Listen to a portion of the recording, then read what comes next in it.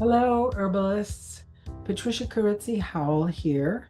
I'm an herbalist based in the mountains of North Georgia, about 100 miles from Atlanta and very close to the North Carolina state line. So, this is part of the Southern Appalachian Mountains, and in particular, the Blue Ridge is the range that includes the mountains that surround my home. I have lived here in Georgia for a very long time now. And for many years, I had an herb school here, Batana Locos School of Herbal Studies, which I just closed this past winter after many, many years and many, many students and lots of great herbal adventures. I was also a practicing clinical herbalist for many years, seeing clients here at my office. And I also wrote a book, Medicinal Plants of the Southern Appalachians, which I just released the second edition earlier this year. So I'm going to talk to you about one of the plants that I wrote about because it's one of my favorites. And I think it's an herb that a lot of herbalists overlook and don't really think about including it in their herbal apothecary. So I have an ulterior motive here today, which is to get you excited about witch hazel by telling you a little bit about it as a plant. If you live somewhere in the eastern part of North America, or eastern, up into Canada, all the way down. Really, I think it's also found as far west as Texas and down into central Florida. It's a very, very common understory plant here in the forests around me.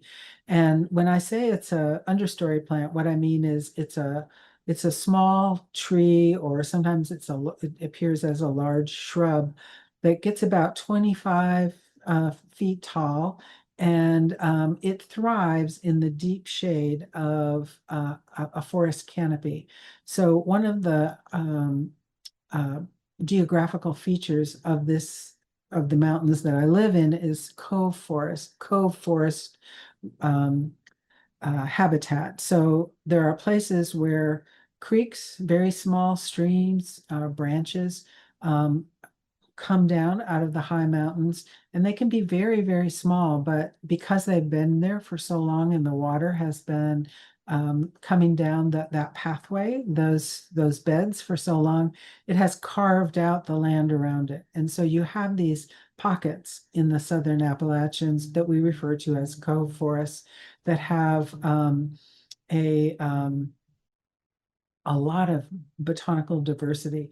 They tend to be very dark and slightly damp and lush. So we see a lot of ferns. We see trillium, maidenhair ferns, black and blue cohosh are usually very abundant. Um, Wild yam, just incredible example of the kind of diversity that is found here in the Southern Appalachians. And so that's where witch hazel makes its home. It also is found sometimes in transition zones at the ends of really of a forest that moves where it goes into an open sunny area. So that area where sun meets shade is often very botanically diverse because a lot of plants grow there that need a little bit of sun, but they also need some shade. And witch hazel would fall into that category. Witch hazel is kind of a one-hit wonder in that it's a really good astringent.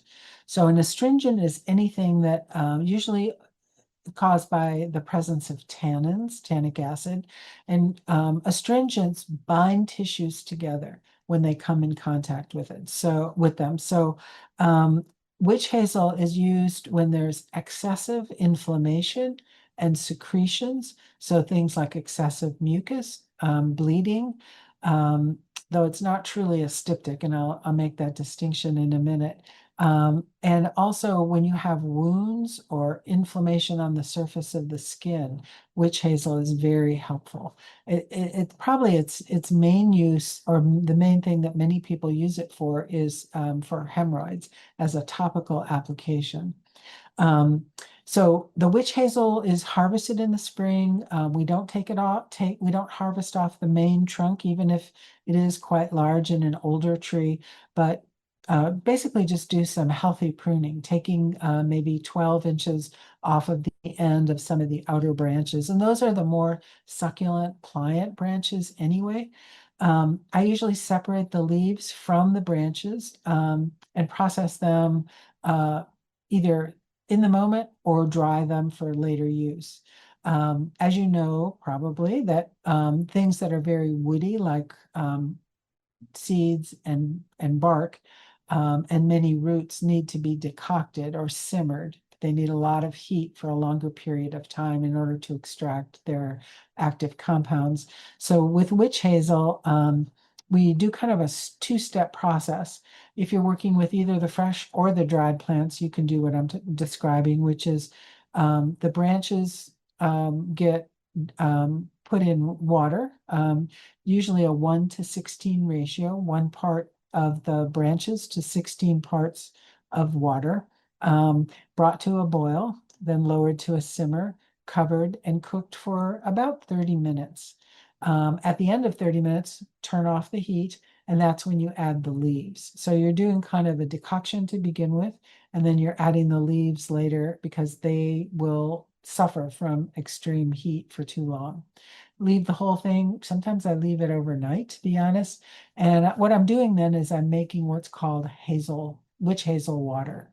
And I do tend to dry my branches and my leaves and just have them on hand to use to make witch hazel water, because I'm using the witch hazel water as a compress, as a gargle, as a douche, um, uh, as sometimes I even have used it in neti pots, because any tissues that it comes in contact with, it's going to astringe and tighten them and reduce any secretions.